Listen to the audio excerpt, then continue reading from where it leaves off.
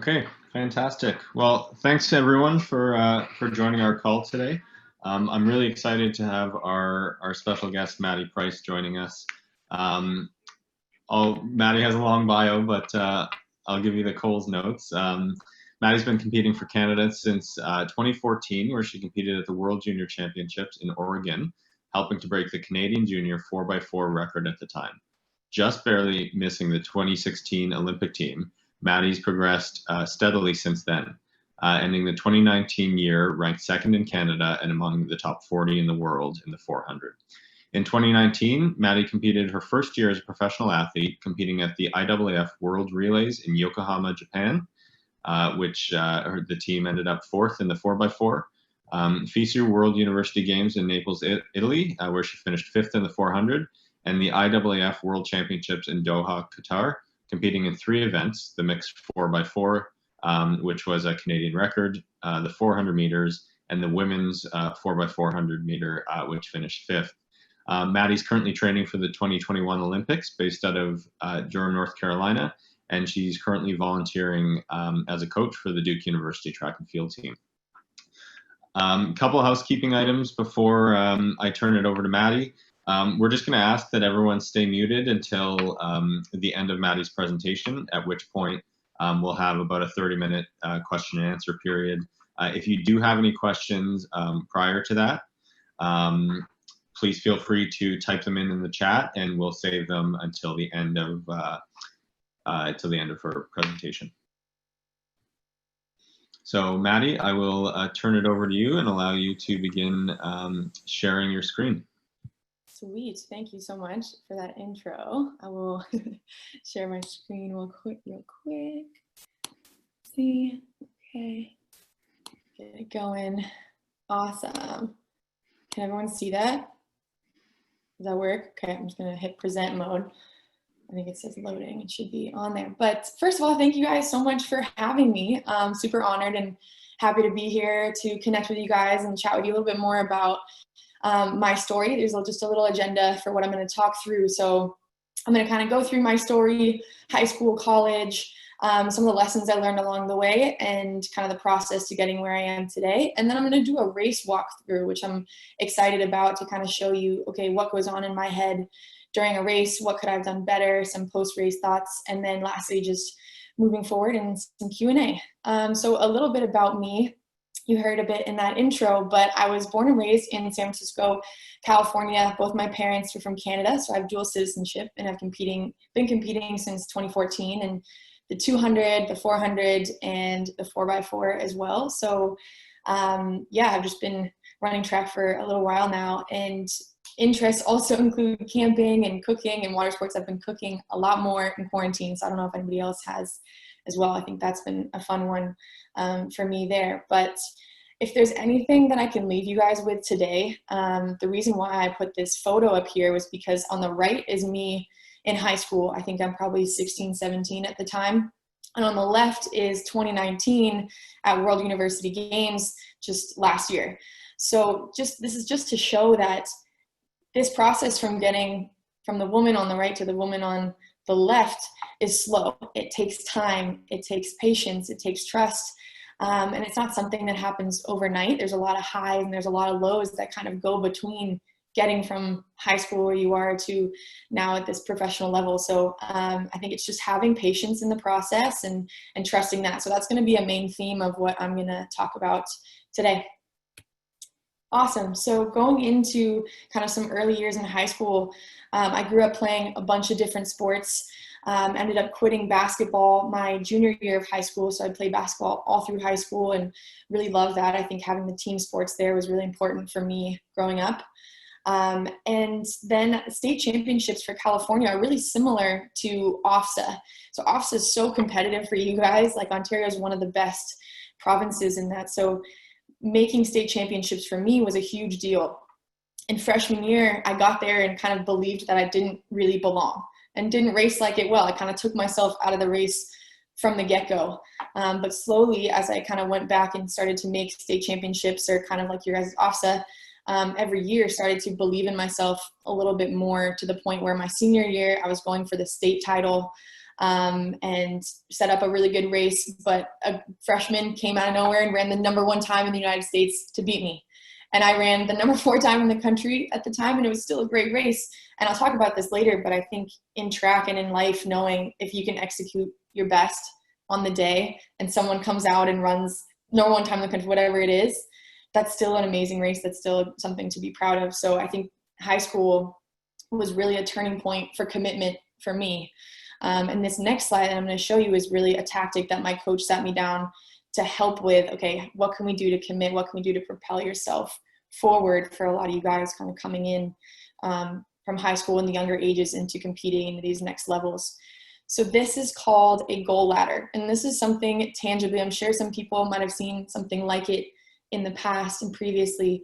But this is something my coach sat me down and took me through, and something that I have been doing before every season since high school. And so before I kind of go through what the outcome goal, performance, and process goals mean, as you can see on the right, I'm just gonna go through the SMART goals. Some of you may have seen this as well, but making sure that these goals are specific, they are measurable, we can kind of track them, they are action-oriented, so you're doing something to get there, they're realistic, and then lastly, they're time constrained, so they're within a year or whatever it may be. So now as we're going through this athlete goal ladder, the top one, the outcome goal, so these are gonna be those dreams, those long-term goals. So for example, for me this year, that means making the Olympic team and medaling in the 4x4. But because I know we're kind of on the tipping edge of doing that with this 4x4. But for some other people, and even for me in high school, that meant, okay, for you guys, making OFSA or making the Legion Nationals Ontario team. Let's say that's your outcome goal. So then we go down to performance goal. And performance goal is kind of more of a time or measurable indicator of trying to get to that outcome goal. So for me this year, for example, it would be running 51 flat, running 51.3, hitting that Olympic standard, and even running faster, potentially 50 point would be amazing. So that would be one of my performance goals. And the other one could be, okay, winning your provincials, for example, to get to, or winning your regional association to get to OFSA. So those are those kind of measurable, tangible ones. And then the below ones, there's a lot of these. These process goals are arguably the most important, because the process goals are detailed, they're kind of more short-term, and they're more day-to-day. So an example of that would be, okay, I'm committing to rolling out every time before practice. I'm committing to eating like cleanly, trying to not eat too much sweets, because I have a really bad sweet tooth. So that's been one for me for a while, is just trying not to eat too much Nutella. That's my like weakness. So that's an example of one. Or even technical skills. So for me, it would be working on that second curve. When I'm coming in the second curve in the 400, attacking the curve. That could be a process goal, a technical skill that I'm working towards, to the performance goal and the outcome goal. So this is something that I can always send to you guys later if people have more questions about it after. This has been a tangible thing for me that's really helped track, okay, how do I go to the day-to-day to then to the bigger goals later. Awesome. So kind of transitioning from there, I went to Duke University. I had the opportunity to run and go to school there. And I think it was a perfect balance between challenging academics, which I took school very seriously, so I wanted to have a challenge there, and then also wanted to compete in track there as well. So I studied sociology and political science there, and then did a 1-year master's in the business school, a master's of management studies there. And Duke was really a period of growth for me. I think the team really did become my family, and the coaches were very, very understanding. I think this is a tip for coaches. Having an emotional understanding and trying to focus on your athlete's well-being is really important, especially when they may be going through the stresses of school, or maybe going through other stresses at home, or whatever it may be. My coach used to say, stress is stress. So as coaches, understanding as best as possible that the athletes are humans first is really, really key to then allowing them to perform at their best on the track. And then for athletes, being able to communicate and tell your coaches what you need, or if you need help. I think that college was really a time for me where I figured out how to ask for help, how to say, hey, I do need some assistance off the track in tutoring in school. I do need some assistance with the mental side of track, whatever it may be. And then for parents, just kind of keeping an eye out for coaches' philosophies and their understanding, and the fact that the coach is hopefully always learning as well, because the sport is always evolving. And so this last bullet point on here, the queen of second place, was kind of a joke that my coach kind of messed around with me about, because in college, I think I have 7 to 8 second place ACC medals. So the ACC is the Atlantic Coast Conference, with schools like Florida State and Miami and Duke's in it and UNC. And I got second my whole career. My outdoor got second indoor, which you can see in this photo, and second outdoor.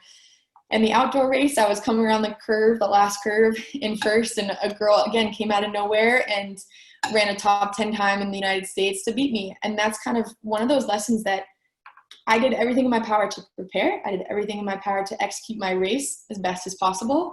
And I think in life and in track, it's one of those things where if you execute your best on the day, that's all you can ask for.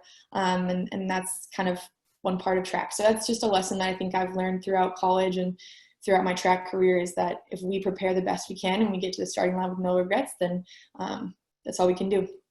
So a couple other learning moments for me throughout college were these 3 bullet points. I think these really hit hard, and these can be some more individual questions later on that can go into specifics. But nutrition, I mentioned earlier, I have a bit of a sweet tooth, so that was kind of trying to get that under control. And I love food, so this picture on the right is actually from quarantine. I made this on the weekend. I made like this big loaded bagel with some eggs and cheese, and it was amazing. And so making sure that you have meals like this sometimes on the weekend, or some chocolate chip pancakes, but also trying to eat cleanly and understanding that nutrition is important for performance later on. And then mental performance, I started to meditate more in college. I started to talk to a sports psych when I had some mental blocks on the track, or talk to a coach that you trust about this. And that was a really important game changer for me in my performance later. And then lastly, sleeping 8 to 10 hours was huge, and focusing on prehab. I kind of put a couple notes there of shoulder mobility, and I have limited dorsiflexion and hip mobility, really working on your physical weaknesses and maybe like biological restraints, so that that can help you gain efficiency and kind of help you perform later. So if there's any more specific questions on some of these, we can talk later about them. But awesome. So family, for me, this was such a huge thing for me growing up, and for a lot of you, family is so vital. It's so important, and I'm so grateful for the family that I have. My mom and sister on the left, my sister is 2 years younger than me. She played lacrosse at a school in the United States, and my mom was a stay-at-home mom and just helped us in endless ways. And then my dad on the right as well, he was a professional race car driver and professional off-road motorcyclist who had so much grit and was a leader in the business world, but he unfortunately passed from cancer about 3 years ago. And so this was kind of a time where, of course, it rocked my world. It was hard to find belief again, to get back onto the track and believe in myself. But this picture is actually at Olympic trials in 2016, where I got 5th in the 400 and I think 4th in the 200 and just barely missed the Olympic team. And so in a moment that was seemingly like a failure, this was probably the most proud that my dad and my mom had ever been of me, because although I didn't make that Olympic team and make those Olympic dreams a reality, they were so proud of the process and the journey that it took to get there. So that's the commitment and the grit and the dedication along that journey to get to the starting line and race with no regrets. So that's something that I take with me every day, is just knowing that that journey is the most important part, and that's what people are proud of. And that icing on the cake, of course, that's amazing, but that journey is really key. So just kind of finishing off this point, this was from a kind of feature that I did earlier in quarantine. So this was just a little quote, but if loss has taught me anything, and if this quarantine teaches all of us anything, it's that human connection and impact is what carries on. It's what gives us light, gives us hope, and at the end of the day, what unites us more than any sport or accomplishment could. So I bring this up because toward the end of my dad's life, he talked a lot about how at the end of the day, it's not your accomplishments, your resume, what you do in school, what time you run that people are really going to remember. What they're going to remember is the way you made them feel, the impact that you had on them, and those interpersonal relationships and the people along those journeys. So this picture is even a perfect example. Like, I barely remember the time we ran in this photo. The place couldn't really matter, but it's more that feeling of we made our first international final together with these girls, and that feeling of being united as a team, and those relationships with those girls are what really lasts. So I think I encourage all of you guys along your journey to just engage deeply in those relationships and the people along your journey, because that's what lasts and that's what's the most meaningful, I would say. Awesome. So now we're going to get into a race walkthrough. So I'm excited about this because I can show you guys a little bit about what goes on in my head during a race. And this might be somewhat 400 meter specific, but I think there could be a lot of takeaways for other events and disciplines as well. So you guys are going to watch the race first without me saying anything, so you can kind of get a feel, watch the race, and then afterward I'll go back through it and talk over it and say, okay, this is what I was thinking about, this is what happened, this is what I could have done better. Awesome. So before I do show you this race, one pre-race thing that I have found that has helped me over the years has been kind of having some mantra or cue that I can think about before I race, and it'll center me in the moment. So for example, at World Championships, I might have even written it on my hand, but mine was breathe, race, hold your calm, and believe. And that one's a little long, so sometimes you can have shorter ones. But for me, just remembering to take a breath when I walked into the stadium and there's a lot of people, and remembering to just focus on racing the girls next to you and being present, holding that calm and really remaining relaxed. And then lastly, just whatever that is for you, developing that and taking a breath and visualizing. The one on the photo on the right is me visualizing the perfect race. Really has helped me in pre-race situations. Awesome. So this is the race. This is the 400 meter final at the FISU World University Games in Italy. And this is actually almost exactly to the day a year ago. So I think it was like today that I had this race, which is kind of cool that we're going back through it today. So I'm in lane 7, and you will see how this race goes. Azevedo in for Morana Perajon of Mexico 5, Shida the favorite in 6, Price in 7, and Melnik in lane 8, the final of the women's 400. And away we go then. The start is clean and good, and they head off round the first bend. Lady Shida just getting off to a steady start at the moment. Inside her, the Mexican Moran Eleron has had a flyer and is already up on Maddy Price. Maddy Price herself, though, is also racing well. At the moment, though, now here comes Lenny Sheila. She's starting to turn it on with the 200-meter mark just passed. Inside her, though, Moran Eleron is also going well. Maddy Price is just beginning to struggle, I think, but the Mexican is absolutely flying. In lane 4, she's going to have it as they come round the bend at the moment. And here they come then. And inside then, it's going to be a clear victory. Eleron is trying to get there, but here comes Sheila. It's going to be right on the line. Is it going to be Sheila? No, it's going to be the Mexican. Awesome. Oh. Okay. Great. So that was a walk through first. And so now I'm going to go back and talk you guys through what happened in that race, kind of my mindset and how it all happened. Let me turn off the audio though. Okay, so as you saw, I got out very well. I was happy with how I got out. My coach always cues get out aggressively but smooth to the first 60 to 80 meters. So I got up to full speed very well here. You can see once they flip the camera around that I'm almost gapping the girl in lane 6. I'm kind of leaving her a little bit and carry my speed very well coming off this curve. And stayed relaxed. My shoulders are moving a little bit too much here. I'm trying to hold this speed on this back stretch and stay relaxed as possible. But as you can see, kind of as we're coming into this curve, I tighten up a little bit. And if you're watching the girl in the green uniform, the Mexican, see how much she's covering ground. And you can see with my stride pattern, I'm spinning, what you would call spinning. I'm not covering as much ground. And so coming off this curve, I don't have as much speed as the girl in the green, the girl from Mexico does. And so at this end point, I'm racing and I'm trying so hard because I want to win. I want to medal. We're that close. And so you can see me tighten. My strides get long. I'm just tightening towards the end. So I think this race, I still ran the second fastest time I had ever run in my life up until that point.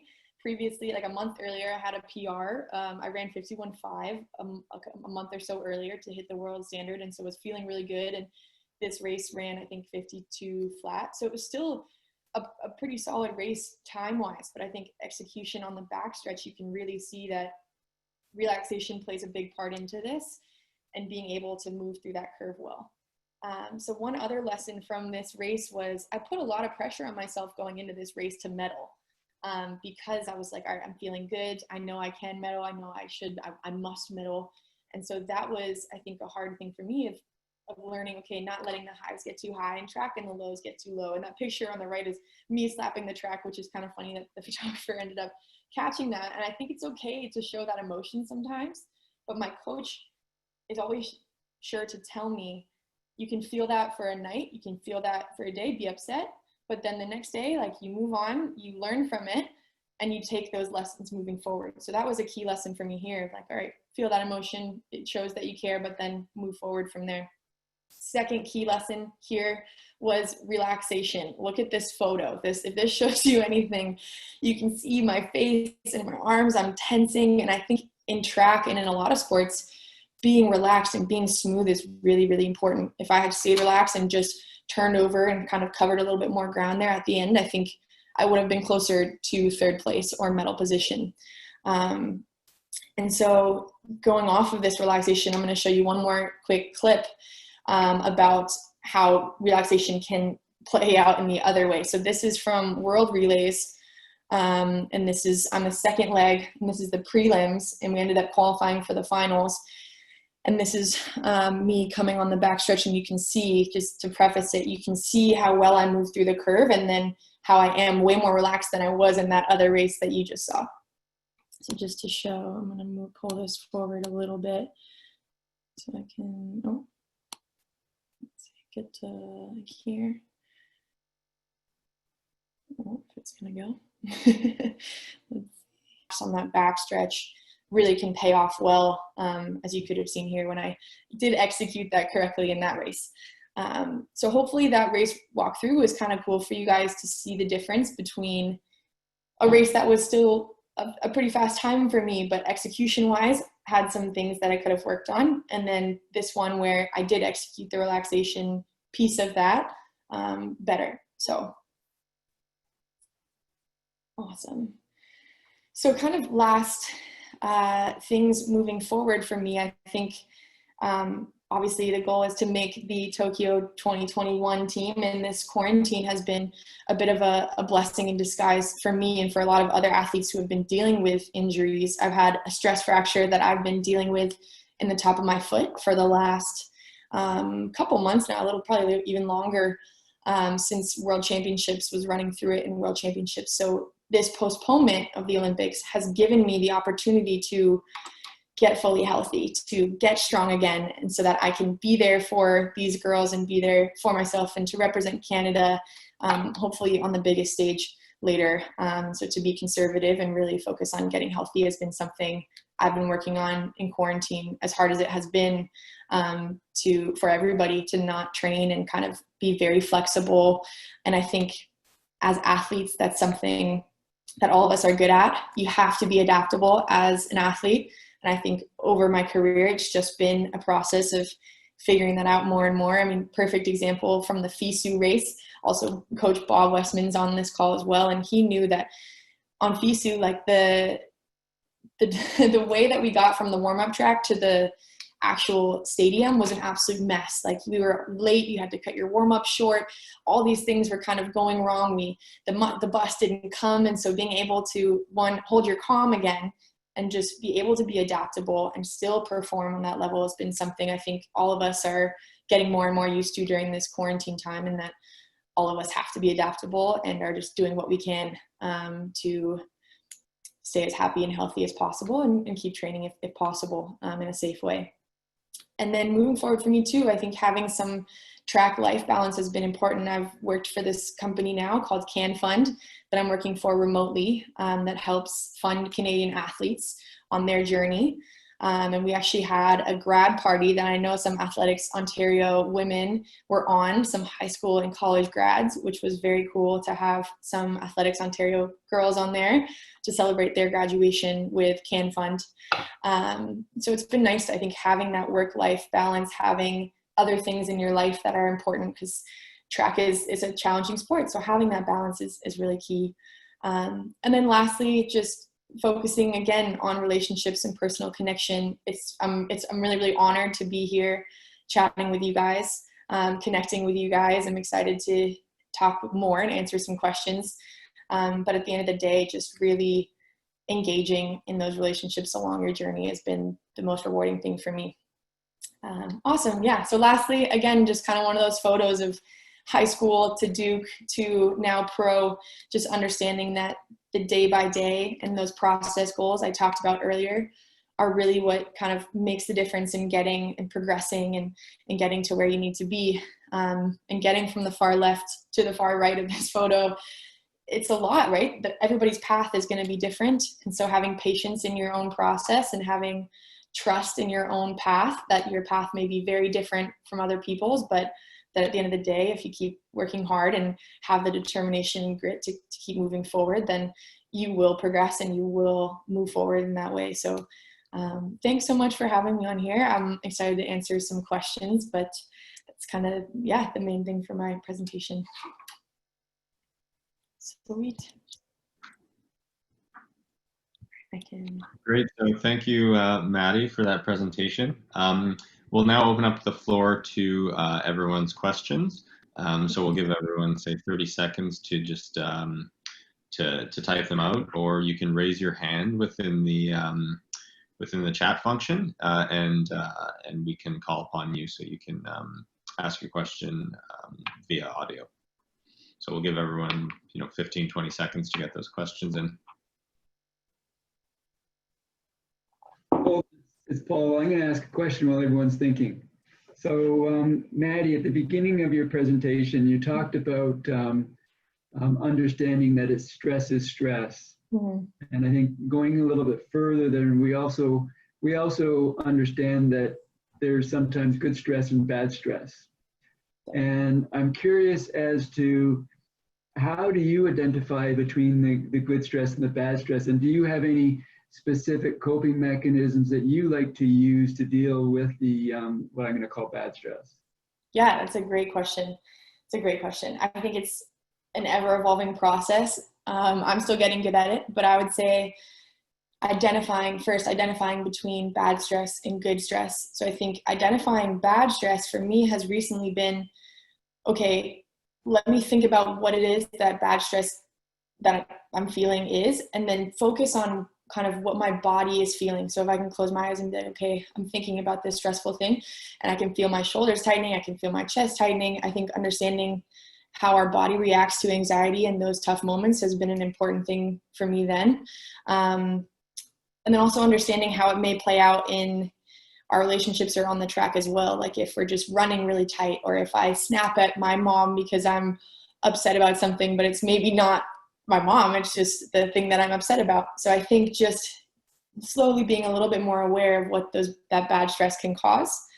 And then in terms of coping, I mentioned it briefly, but I think meditation and breathing exercises have been two really big things for me. If I'm stressed about a meet or a practice or some type of school that's coming up, being able to sit in the moment and center myself and ground myself, and also think about all the things that I'm grateful for as well. I think gratitude can really center you and bring you back down and kind of take you out of that bad stress environment, if that makes sense. And then writing. I write a lot. I like to journal, even writing down some lists or ideas.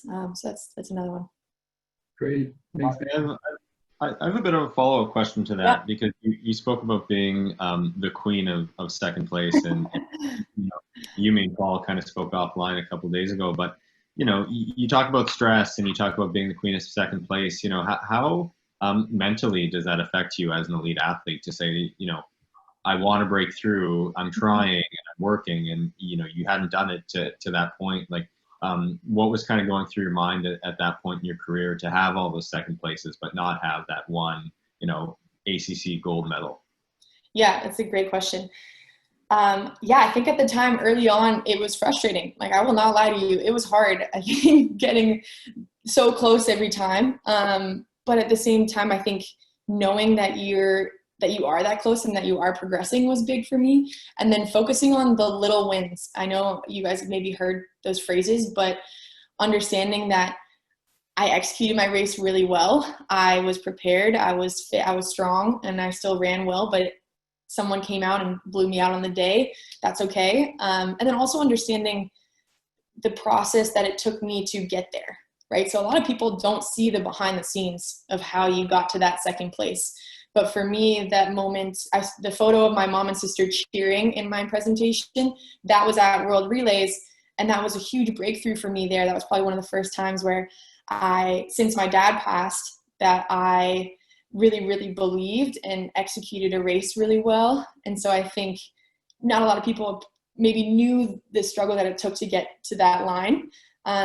So that was really encouraging. We got fourth in that race. Again, we're so close to the podium, but it was a big win in my mind, because I think there was so much to get to that level of execution, to get to that performance, that I was very proud of our team and of myself in that moment. So I think focusing on the little wins and having perspective of where you came from to get to that point was big. Nice. Question came in from Sarah Price. What did you eat before and after a race is the question. You said, what did you eat before and after a race? Yeah, before and after a race. What's your pre and post race meals? Hi, Mom. But thanks for the question, Mom. Yeah, so when I was younger, it was always chocolate chip pancakes before every race, which is really kind of crazy thinking about that with a 400. You'd think you might just throw it up after the race. So that progressed after kind of high school and maybe in the beginning of college to normally our races were in the evenings. So pre-race, I always have like a big, strong breakfast with maybe a couple eggs, some toast, maybe some bacon if you want to throw that in there, and then like some vegetables, maybe a veggie scramble, something like that in the morning. Or if I'm really nervous for the race, no eggs and just some oatmeal, and some nut butter in there, some bananas.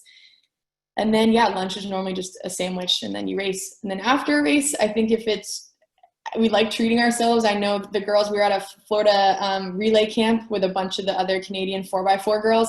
And so we all went to get a burger together after the race because we had just run a good 4x4. And so I think being able to treat yourself sometimes after a big race, especially with teammates, has been cool. So yeah, but for the most part, even after races, getting in fuel very quickly after a race is important, so you can recover well. So thanks for the question.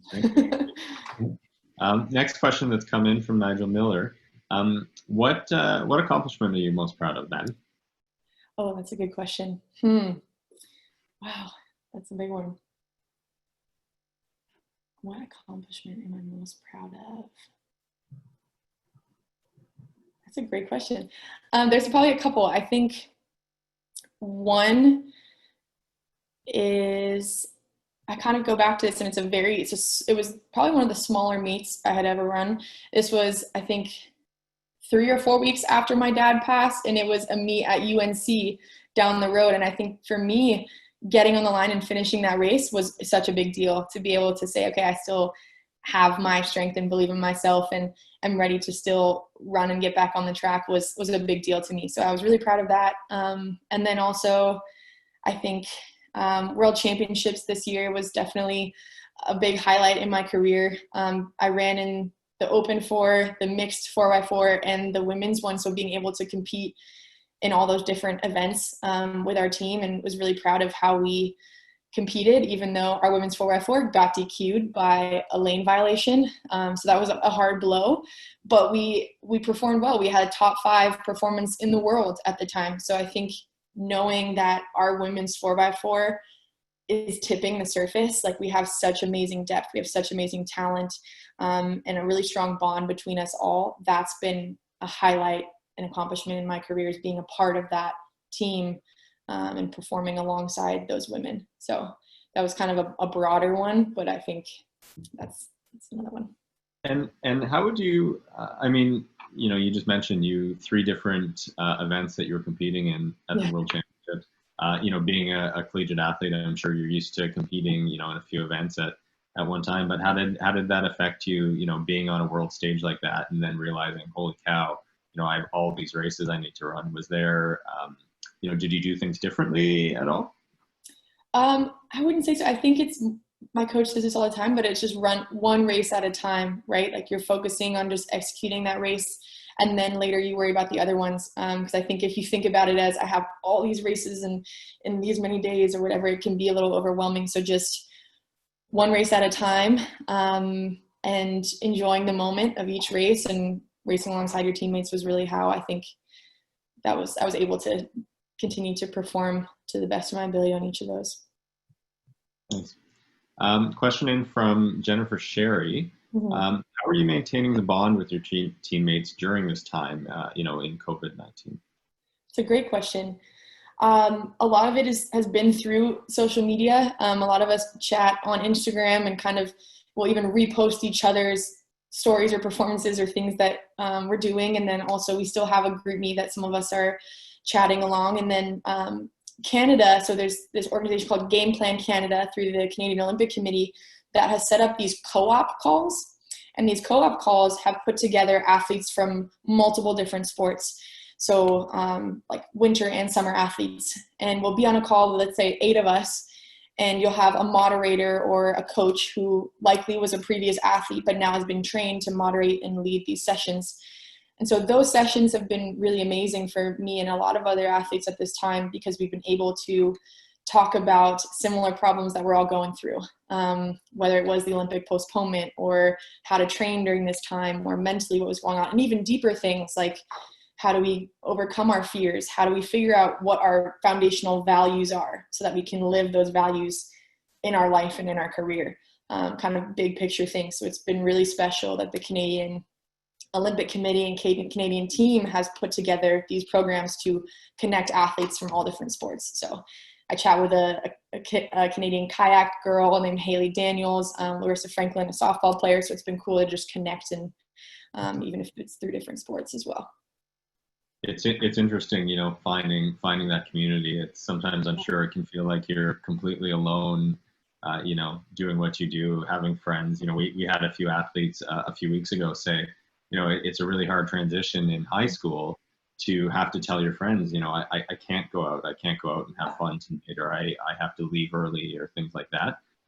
So when you find that community that, you know, supports you and is doing the same things you do, I'm sure it can be very empowering. So that's fantastic. Definitely. It can be scary at first, I feel like, to reach out, but I think just asking other athletes, like I was on a call with a bunch of athletes, and there's this one guy who had a similar foot injury that I had, and I DM'd him after the call and said, hey, I heard that you had a similar injury. Can I hop on a call and learn from how you recovered from your injury and what it took and where your mindset was at? So, and I had an hour call with him, and he gave me a lot of great advice. So I think just for a lot of athletes out there, just reaching out to those people that you're either one, like, inspired by, or might have a similar relation to. A lot of athletes are willing to respond and take the time to chat with you. So I think just always learning and reaching out, not being afraid to ask, is key. Next question in from Isabella Gavia. I'm sorry if I mispronounced your last name there. But what is the worst injury you've had?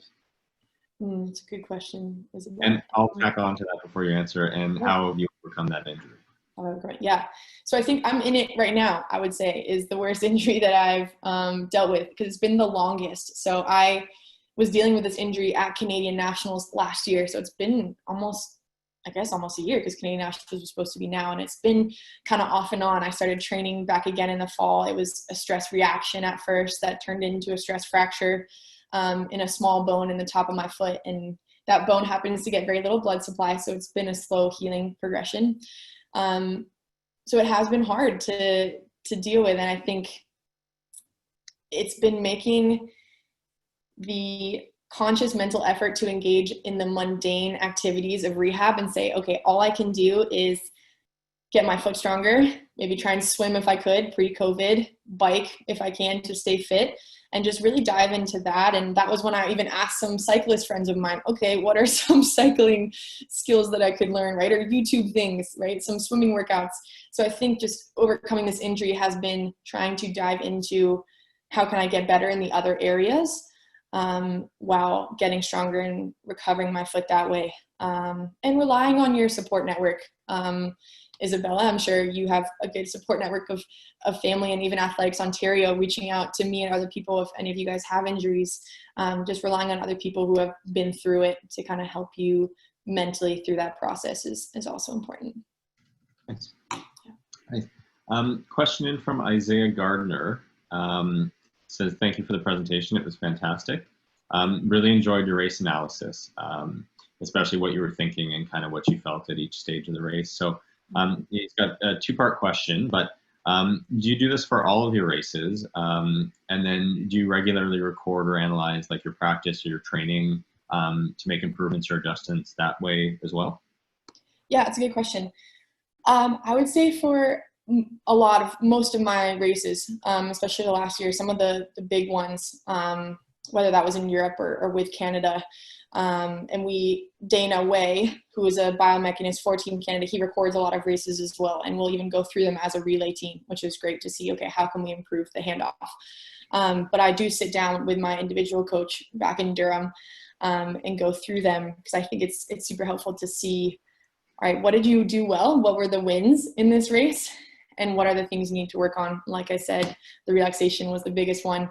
And then the most important part from there is, okay, it's good to recognize that, but then how can you put it into practice? What are cues that I can use to train myself to relax, right? And so that might mean in practice, racing against a couple other guys or girls next to me at the end of my workouts so that you feel the people next to you, right? You feel them coming up on you. And so then I'm forced to try and cue myself to relax because I feel it in practice. So those are, I think, the key things of it's good to watch that film, but trying to put it into practice is big. Then the second part of the question was about training in video. Yeah, just, you know, whether you watch, do you do that for all your races? And then do you do that in practice and training? Yeah, I would say so. I think especially in some of the technical practices. So if we're doing block starts, if we're doing what we would call like wickets, going over kind of little hurdles to focus on staying front side, keeping our knees up in front of us and not kind of getting behind us and inefficient. So I think if we're working on technical form stuff, my coach will film some of that so I can look back and see, okay, what could I have done differently? Are my shoulders rocking a bunch? Because I've had some problems with that in the past. So I would say here and there, but I wouldn't get too stuck in filming everything, because then you might get a little nitpicky of the tiny things, and at the end of the day you do just want to relax and run and practice and try and feel it out. I think a lot of track is hard because it's based on feel. It's really counterintuitive. How do you stay relaxed and how do you give everything you have at the same time? It's hard. So I think staying relaxed and watching film but not too much is key. No, it's funny. I come from the golf world. I've mentioned that a few times on these calls, but and that's one of the biggest things for golfers is video analysis. Mm-hmm.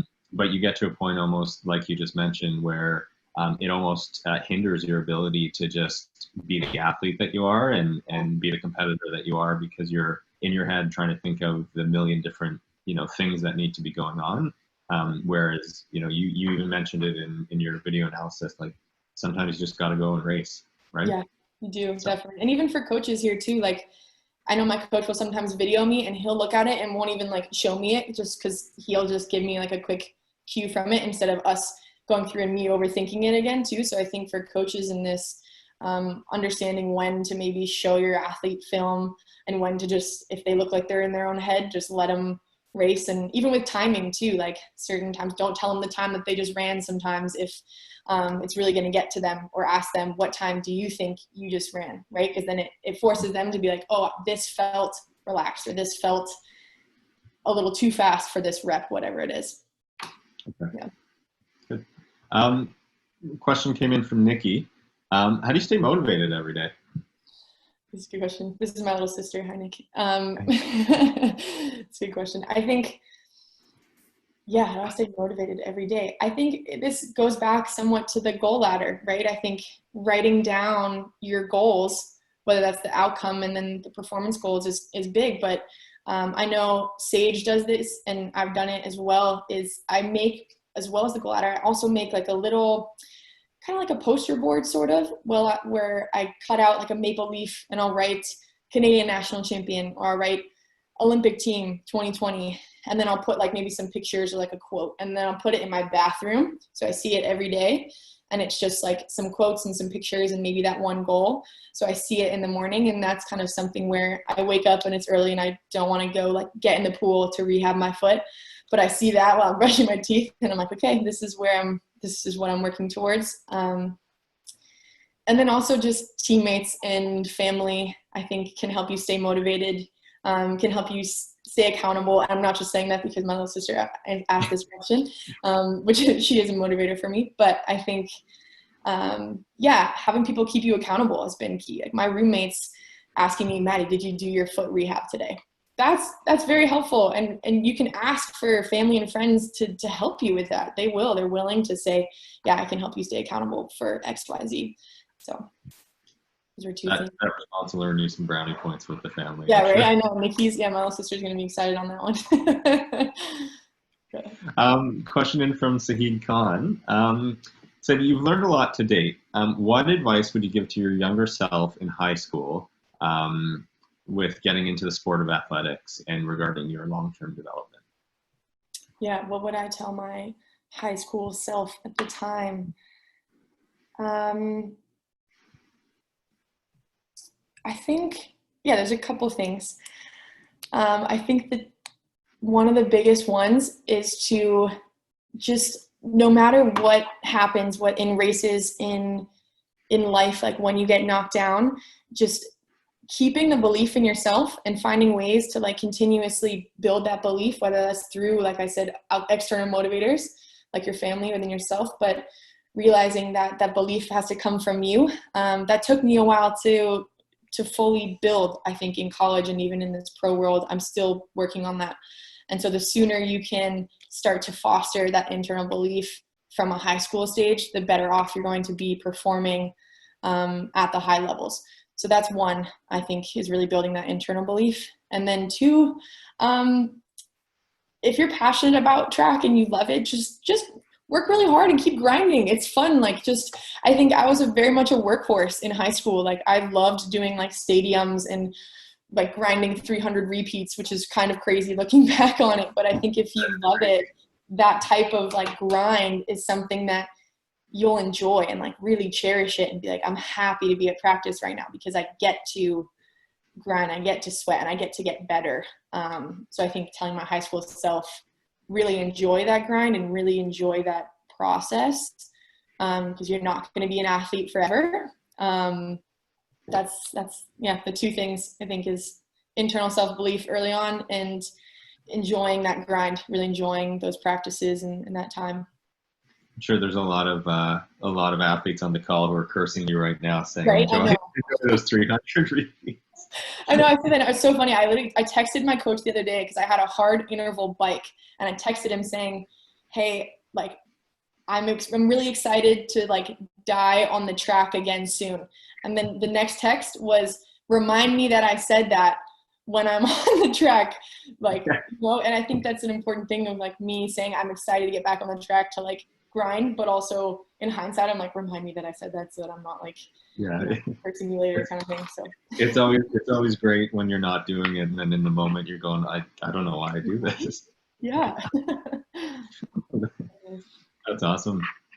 I had a question, actually. It's funny. I talking to Taylor and Caroline Earhart last week. It was a good one.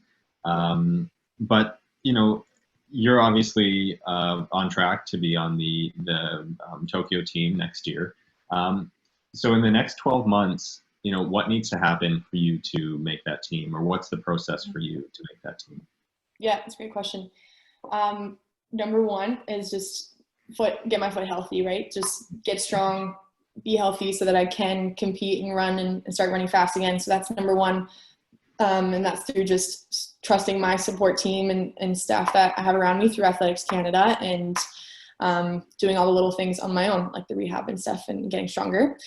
And then from there, it's every opportunity and every race that I have, it's holding nothing back. And I think that's why last year, 2019, was a very important year for me, because I went into it having that mindset.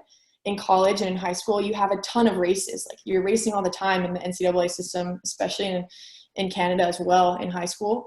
So you kind of get in the flow of race after race after race. Whereas in this pro world and kind of building up to the Olympics, every race does start to matter and you're learning something from each. So I think having that mindset of holding nothing back, I'm going for it every time, so that I can hopefully hit that standard or get those ranking points to be top 48 in the world, to get that qualification standard and ranking. That's the mindset I'm going into, but without really focusing too much on that time and on that standard. Because I think a lot of athletes fall into that trap of like, I must hit that Olympic standard, I must be in this area. But if you focus on executing races, on just being as prepared as possible and getting to the starting line with no regrets, then the times will come. And that's what I'm trusting. That's kind of the process. So racing abroad, racing with the Canadian team in the 4x4, hopefully some relay camps. And this is all dependent on, hopefully depending on how COVID progresses and how we open them back up. So fingers crossed. Yeah. I'll follow up to that. You know, was there a point or like a switch when you realized that it wasn't, you know, your process for you personally was not about, you know, chasing times. It was more about, you know, follow that process and good things will come. Like, was there a switch that kind of turned on? Because I know, you know, a lot of athletes on the call, they have that time. They say, I want to run this. And you know what? Yeah. Sorry, I'll leave it at that. No, it's a great question. Yeah, I would say it was probably towards the end of high school, that state championship story where I, similar to Offset, I in previous years had just had that time, and finally that state championships where I got second and I executed the race, and the time was still good. Like, I still ran a fast time, and I think it was at that point. And then even in college as well, at Canadian trials, I think in 2016, I was very focused on hitting that standard. And I didn't. I went into trials not having standard.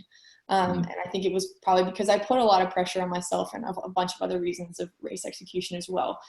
So I think end of high school was a bit of a turning point there. And then again in 2016, realizing, okay, I just need to execute my race plan and trust myself. And those are the key things. And then the time can come later. But I think it's okay to write them down, like I said, in those performance goals, and have them in your mind, and work towards them. But don't have it be the end all be all, right? I think there's a lot of wins that can happen regardless of the time. It's funny how those little cues sometimes, they bring you back to almost like reality, right? Like, it's, oh, wait, no, I remember when things were going well, that's what I was doing. Exactly. So writing that you know, writing things down is absolutely a massive. And that feeling, like even after, like you said, writing things out after the races, saying this is what I felt in the race, right? So that later on you can look back to that and say, this is what I felt like. How do I recreate that? How do I replicate that? Right. Yeah. Another question came in. How do you separate work, so, you know, running and training, from the rest of your life? And, you know, how do you turn it off, just relax and be a, you know, I'll say a normal person? Yeah, definitely. It's a good question. For me, I think that has somewhat come relatively naturally, because I really like barbecuing with my roommates. I really like going on adventures and like camping. And I think that is big in part due to my parents, which I'm super grateful for taking us just on like a road trip with a tent in the back and trying to like escape a little bit. So I think even if that means like making a fun dinner in your backyard and that's a way of escaping, then just finding what it is to you that like actually takes your mind off of it has been pretty big. And maintaining the other things that make you happy. I think in college I got caught up in schoolwork, athletics, and like trying to have some form of friends and social life as well and mixed in there, that I missed the little things that I did in high school that made me happy, whether that was like painting with my mom or driving down a really pretty road in nature, like those little things. So just, I feel like those are probably a couple of the things that I do to get outside of track. Do you find that makes you a better athlete? Like when you return to the track, do you feel like you're more focused and everything? I think so. I think there are some athletes though, like conversely, that live and breathe track, and that's okay. Like I think they think about it. It's all consuming, and I think that's fine. A lot of them are very successful in that. But I think for me personally, I think that again goes back to the personal side. Whatever works for you, it has been being able to disconnect. And exactly when I get back on the track, I'm ready to go because I've had my time away and I'm ready to work hard. But yeah. That's great. That's great. So we don't have any more questions, and we're actually right on time, which is fantastic.